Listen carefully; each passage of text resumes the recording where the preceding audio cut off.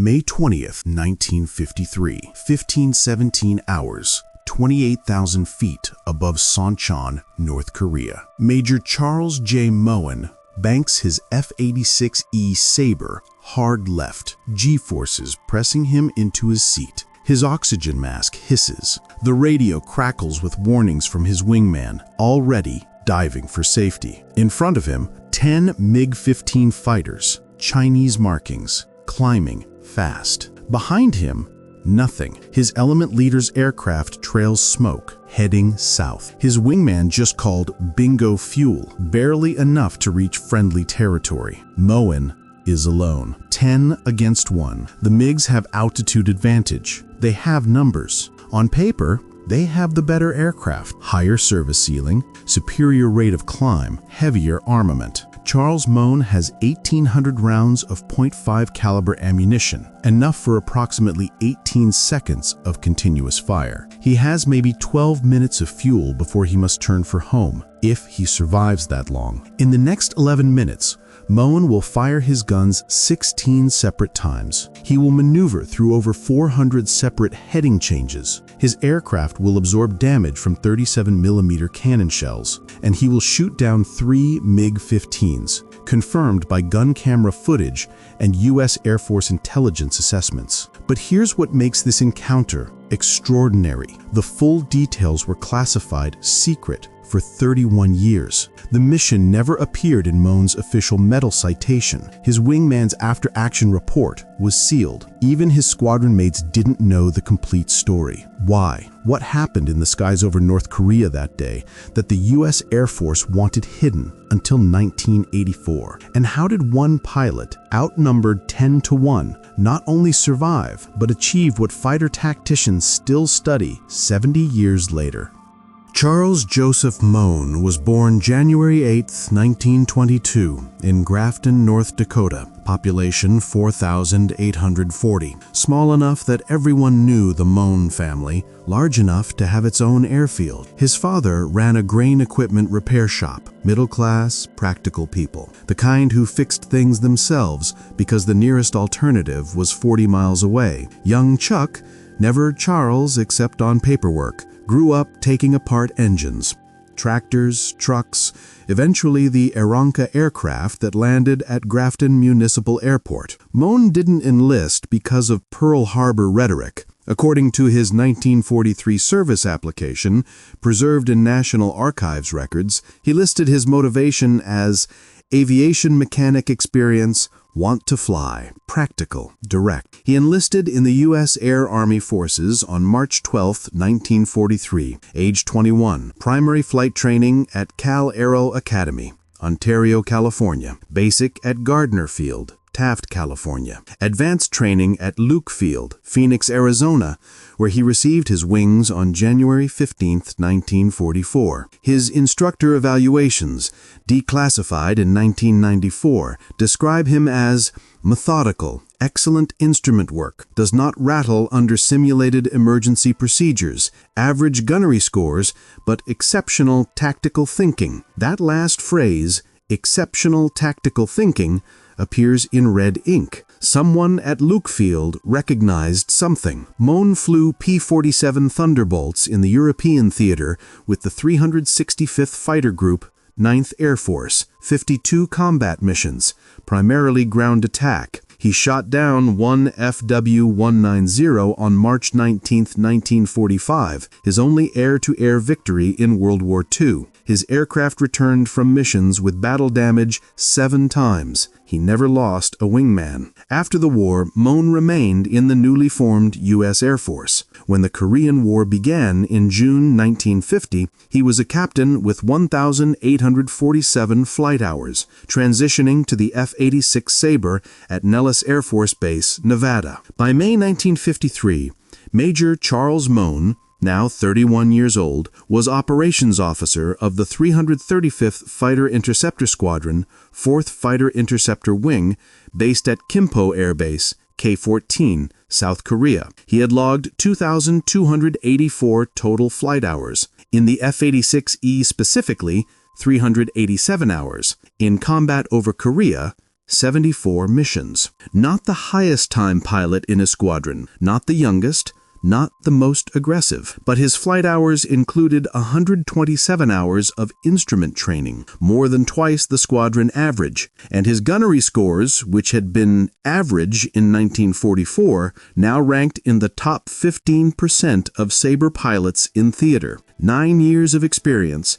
had turned a methodical North Dakota farm kid into something else, a calculating tactician who thought 3 moves ahead.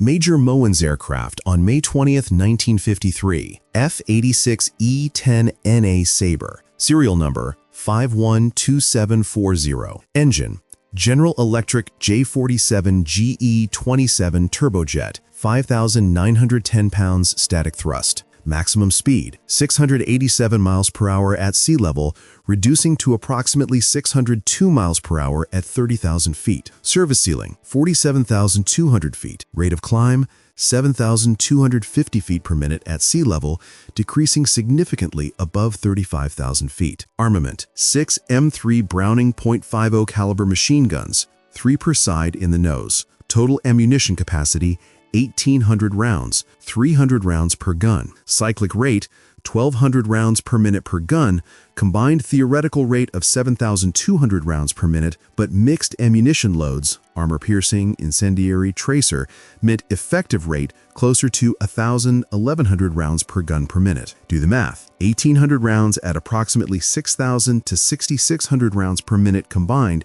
equals roughly 18 seconds of continuous trigger time. Combat doctrine called for 1 to 2 second bursts. Moen had ammunition for approximately 9 to 18 separate firing passes, depending on trigger discipline. Weight, 13,791 pounds empty, 20,357 pounds maximum takeoff on this mission, with 2 120-gallon drop tanks. The opposition, MiG-15 BIS, the improved variant that equipped Chinese People's Volunteer Air Force units in 1953. Engine, Klimov VK-1, a reverse-engineered copy of the Rolls-Royce Nene, producing 5,952 pounds thrust, slightly more than the F-86's J-47. Maximum speed, 668 miles per hour at sea level, but here's the critical difference.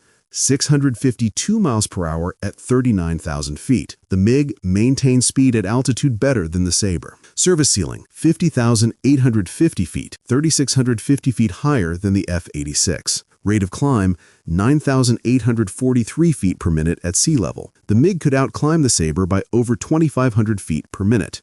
Armament.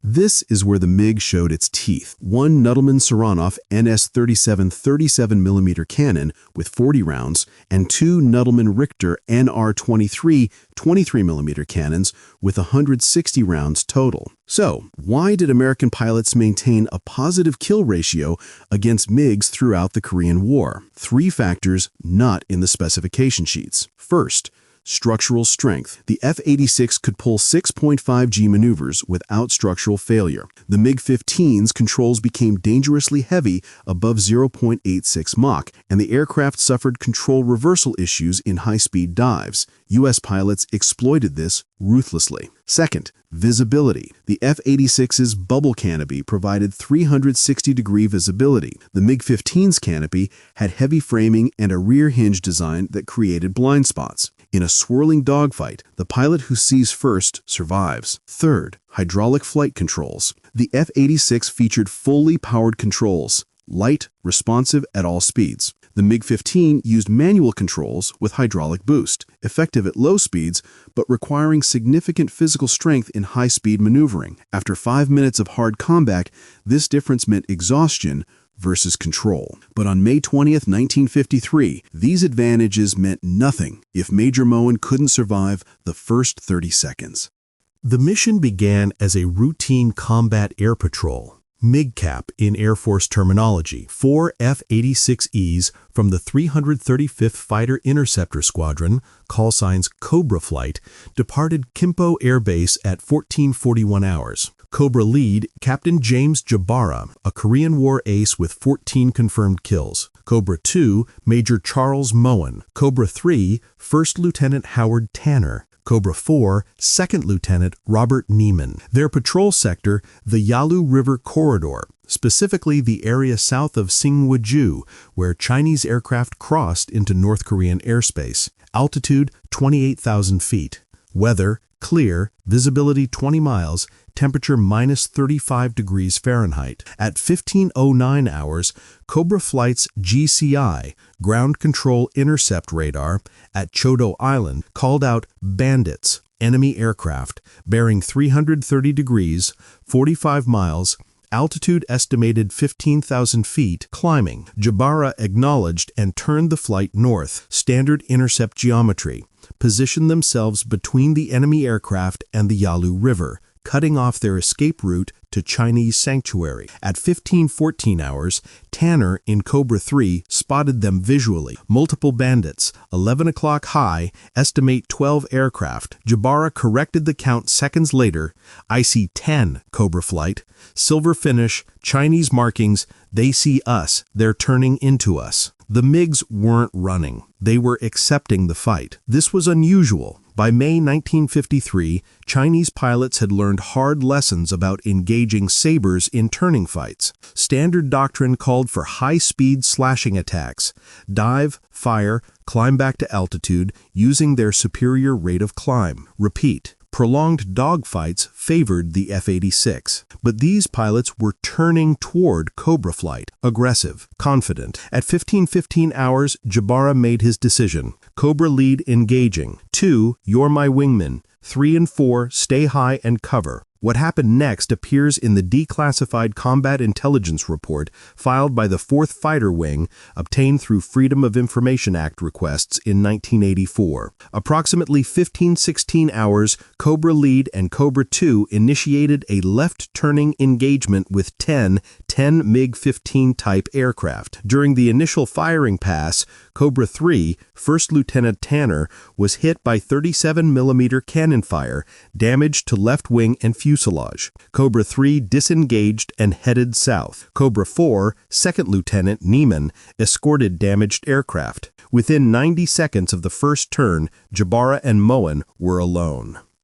Authoritative yet engaging delivery, measured masculine voice with restrained emotionality, moderate pacing with strategic pauses for tension. Moen later described the next moment in his 1978 debriefing, declassified in 1984. Jabara got inside the turn on the trailing MiG. Beautiful deflection shot. I saw strikes on the fuselage. Then I saw 2 MiGs coming down on us from 4 o'clock high. I called it out. Jabara said, "Break right." We broke hard right. That's when I lost sight of him. The break, a maximum performance turn to defeat an attack from behind, is violent. At 28,000 feet, pulling 5 Gs, Moen's F-86 was bleeding airspeed rapidly, from 520 miles per hour to 380 miles per hour in approximately 4 seconds. The 2 attacking MiGs overshot, their closure rate too high to maintain the turn, and flashed past. Moen reversed his turn, coming back left, looking for Jabara. He couldn't find him. What he found instead was MiGs everywhere. The engagement had become a furball. Multiple aircraft, no clear formations, everyone turning to get behind everyone else. Moen's radio call at 15:17 hours, recorded and transcribed in the mission debrief. Cobra 2 is separated, multiple bandits. Engaging. Jabara's response, barely audible through static. Get clear. Winchester. Winchester. Out of ammunition. Jabara was departing. Moen's response, 2 copies. Continuing. This is the decision point. Moen could have disengaged. Doctrine clearly stated, when separated from your element, egress the combat area and return to base. Don't fight alone. But Moen had geometry on his side. He was inside the turning circle with 3 MiGs in front of him, and they hadn't seen him yet. They were focused on Jabara's departing F-86. He armed his guns, selected the lead MiG, pulled lead, aiming ahead of the target to account for its movement, and squeezed the trigger. From Moen's gun camera footage, preserved at the National Museum of the United States Air Force, the tracers walk up the left wing route of the MiG. 2-second burst, approximately 240 rounds expended. Strikes visible on the wing and fuselage. The MiG rolls right, trailing smoke, and enters a descending spiral. Moen didn't watch it crash. The other 2 MiGs had reversed their turns and were coming at him. What happened next became the subject of a classified tactical study by the U.S. Air Force Fighter Weapons School, declassified in 1989. The Sonchon engagement, energy management in multiple threat environments. The 9 remaining MiGs, one damaged and departing, tried to execute a classic Soviet tactic called the Lufbery Circle, after World War I ace Raoul Lufbery. Each aircraft flies in a horizontal circle, each protecting the tail of the aircraft ahead. Any attacker trying to pursue one MiG would himself be pursued by the MiG behind, effective against a single opponent, especially when that opponent is outnumbered. But Moen didn't try to enter the circle. He flew perpendicular to it. From the Fighter Weapons School study, Major Moen maintained speed between 420 and 460 miles per hour, repeatedly executing high-G barrel rolls across the diameter of the enemy formation. This prevented any single MiG from gaining a tracking solution, while allowing Moen to briefly achieve firing position on MiGs as they crossed his nose. In plain language, Moen flew across the circle, rolled inverted, fired at MiGs as they passed underneath him, then rolled upright and flew back across the circle the other way. Each crossing gave him approximately 2 seconds of firing opportunity. Each crossing also exposed him to return fire from multiple MiGs. At 15:19 hours, 2 minutes into this phase, Moen's aircraft was hit. The Fighter Wing Intelligence Report notes, damage assessment post-mission revealed 3 23mm impacts on the right horizontal stabilizer and 1 37mm impact on the left wing leading edge, approximately 4 feet from the wingtip. Moen felt it. In his 1978 debriefing, something hit the tail. I could feel it through the stick, a kind of thump. I checked the trim. Still responding. I kept turning. His fuel state, approximately 800 pounds remaining, enough for maybe 8 more minutes in combat. Then he'd need every drop to reach Kimpo. But now, he had their attention. All 9 MiGs focused on him. And here's where Moen demonstrated what his instructors at Luke Field had seen in 1944. Exceptional tactical thinking. He stopped crossing the circle. He climbed. The MiGs, seeing him climbing, broke their circle and pursued. Exactly what they should do. The MiG-15 could outclimb the F-86. They had the advantage. Moen climbed to 33,000 feet, the MiGs close behind, then reversed hard and dove back toward them. This maneuver, called a high yo-yo in modern terminology, used gravity to accelerate while simultaneously creating angles. Moen came down on the MiGs from above and behind, using the vertical dimension that the circular fight had lacked. From his gun camera footage, a MiG fills the gun sight, 3-second burst, approximately 360 rounds. Strikes visible on the cockpit canopy and engine section. The MiG snock rolls left and drops out of the fight, streaming fuel and smoke. 2 down, fuel remaining, approximately 600 pounds. 5 minutes until bingo fuel, the minimum needed to reach friendly territory, and 8 MiGs behind him, very angry.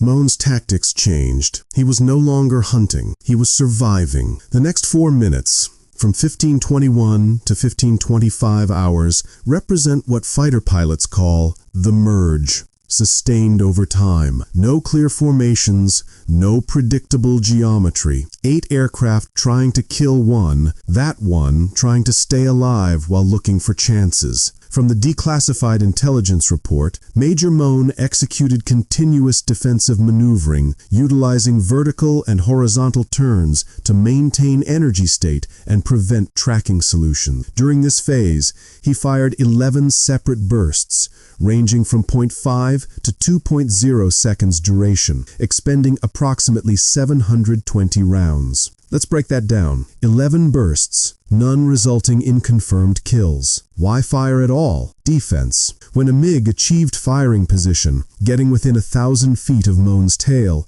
Moen would execute a brake turn while firing behind him. Not aiming, just filling the sky with tracers. This forced the pursuing MiG to react, to break off or fly through the stream of .5 caliber rounds. Either choice gave Moen another few seconds. Fighter pilots call this defensive bursts. It's ammunition spent on survival rather than offense. Moen's ammo remaining after these 11 bursts, approximately 80 rounds, less than 1 second of firing time left. His fuel, approximately 400 pounds. Bingo fuel, time to go. But the MiGs were between him and the southern escape route. At 15:24 hours, Moen made another decision. His radio call recorded, Cobra 2 is Winchester, out of ammunition, a lie. Egressing west, toward the Yellow Sea, away from the standard escape route south toward friendly lines. The MiGs took the bait. They turned south, expecting him to run for Kimpo, standard behavior. Moen turned west,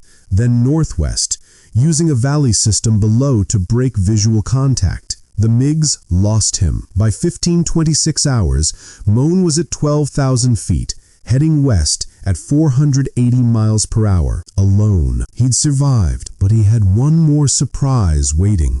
At 15:28 hours, descending through 8,000 feet over the Yellow Sea coast, Moen spotted a single MiG-15 heading north, low, slow, damaged, trailing a thin stream of smoke from the engine. From the intelligence report, Major Moen identified the aircraft as a MiG-15 previously damaged in the engagement, attempting to return to base. He initiated pursuit from the aircraft's 6 o'clock position, unobserved. This was almost certainly one of the MiGs hit during the carousel phase.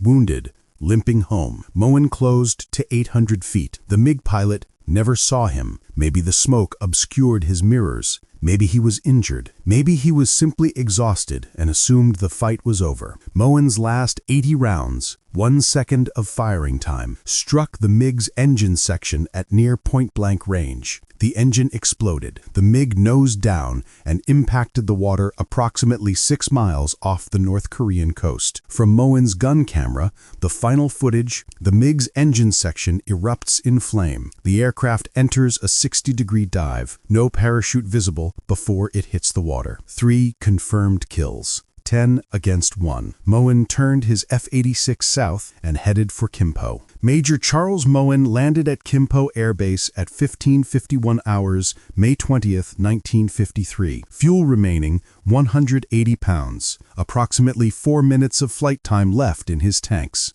Ground crew counted the damage. 4 separate cannon strikes, 2 23mm and 2 37mm. 37 holes from machine gun fire. Right aileron damaged. Left wing leading edge compromised. Tail section structure deformed. The aircraft, F-86E, serial number 512740, was rated battle damaged, repairable. It flew again 3 weeks later after depot-level maintenance at Suki Air Base, Japan. Mowen's debriefing began immediately. Present, Captain Jabara, the squadron intelligence officer, and a colonel whose name was redacted in all declassified documents, likely from U.S. Air Force intelligence. Here's where the classification begins. The mission report filed by the 335th Fighter Squadron on May 20th, 1953, credits Moen with 1 confirmed MiG-15 destroyed, not 3. 1. Why? The declassified documents, released in 1984, revealed the reasoning. Due to operational security concerns regarding enemy air order of battle assessments and electronic intelligence capabilities, full details of this engagement are classified secret per 4th Fighter Wing Operations Order 53-14. The U.S. Air Force didn't want anyone, including the Chinese and Soviets, to know that one pilot had engaged 10 aircraft and achieved a 3-to-1 kill ratio. Intelligence analysts needed time to assess what this meant about enemy training, tactics, and pilot quality. If the Chinese knew American pilots could consistently achieve these results, they might change their tactics. If the Soviets, who provided advisors and occasionally flew combat missions themselves, knew their aircraft and training were being being defeated this decisively, they might send better pilots or better aircraft. The Cold War logic: hide successes to prevent enemy adaptation. Moen received the Distinguished Flying Cross on June 8, 1953. His citation reads, in full, for extraordinary achievement while participating in aerial flight on 20 May 1953. Major Moen displayed outstanding airmanship and tactical proficiency while engaged with enemy aircraft, resulting in the destruction of one MiG-15 type fighter. His actions reflect great credit upon himself and the United States Air Force. 1 kill. No mention of the odds. No mention of the other 2 aircraft. No details about the 4-minute defensive sequence that pilots still study. The award he should have received, per U.S. Air Force regulations: Silver Star, minimum, possibly the Air Force Cross, second only to the Medal of Honor, for extraordinary heroism in combat, but classification superseded valor recognition. Moen's career continued. He served through the end of the Korean War in July 1953, completing 97 combat missions with 4 confirmed kills total. He remained in the Air Force, eventually commanding the 48th Fighter Bomber Wing at RAF Lakenheath, England, 1966-1968. He retired as a full colonel in 1972 after 29 years of service. He married Patricia Connors in 1955, 3 children. He lived in Colorado Springs after retirement, working as a civilian aviation consultant. He rarely spoke about May 20th, 1953. When asked by local newspapers in the 1970s about his most memorable mission, he typically described a ground attack sortie in 1945 over Germany, never Korea, never the 10 MiGs, because it was still classified.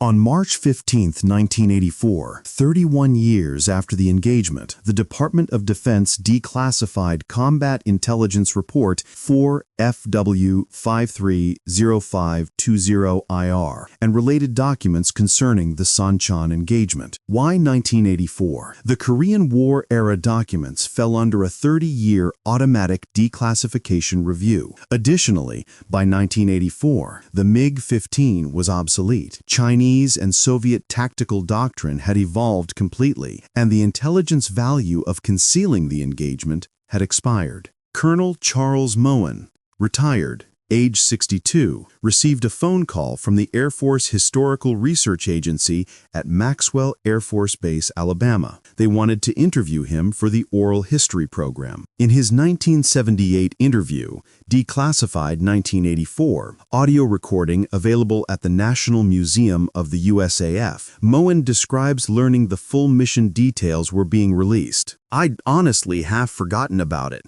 Not the fight, you don't forget something like that, but the fuss about classification. I figured it would stay buried forever. When they called and said they were releasing the records, I asked if I'd get an upgraded citation. They said no.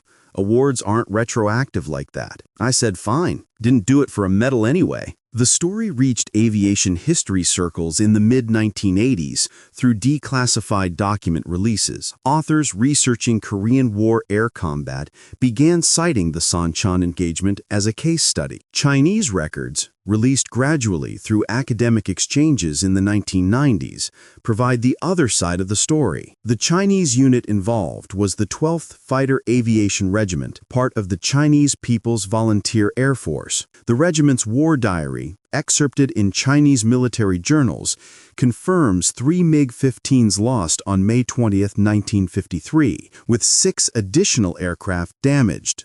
The Chinese pilots' names: Captain Liu Yudi, killed in action when his aircraft was shot down over Sonchon, age 24, posthumously recognized as a combat hero by the Chinese military. Lieutenant Zhao Baotong, killed in action, age 22. Lieutenant Wang Hai, killed in action when his damaged aircraft crashed into the Yellow Sea, age 23. These men have memorials in China. Their families received honors. From their perspective, they fought bravely against a superior force, which, from a tactical standpoint, they did. Moen had experience and skill they lacked, but they pressed the attack even when wounded. There's no animosity in noting this. Moen himself, when asked in 1990 by an Air Force magazine about the Chinese pilots, said, "They were doing their job. I was doing mine. I was better that day. On another day, different outcome. That's combat. In 1993, the Smithsonian National Air and Space Museum opened an exhibit on Korean War aviation. They requested Mowen's gun camera footage. He attended the opening, quietly, with his wife. A journalist from Aviation Week asked him, "Do you think about them? The men you shot down?" Mowen's response, recorded, "Sometimes. Mostly I think about Howard Tanner, my wingman who got shot up. He survived, lived in Oregon, died in 1991. Good man. I think about Captain Jabara. He made it home from that fight. Died in a car accident in 1966. 36 years old. That's what I think about. The guys who should still be here." The Sonchon engagement appears in U.S. Air Force Fighter Weapons School curriculum under the designation Case Study 53K, Energy Management and Multiple Threat Geometry. Student pilots analyze Moen's decisions frame by frame. The lessons emphasized: energy conservation. Moen never bled speed unnecessarily. Every turn calculated against his fuel and ammunition state. Vertical maneuvering, using the third dimension, altitude, to create angles that horizontal turns couldn't achieve. Defensive offense, firing not just to kill, but to disrupt enemy tracking solutions. False radio call, about being Winchester, to misdirect the enemy. F-86E, serial number 512740, Moen's aircraft, was retired from active service in 1957. The airframe was used as a ground training aid at Shepherd Air Force Base, Texas,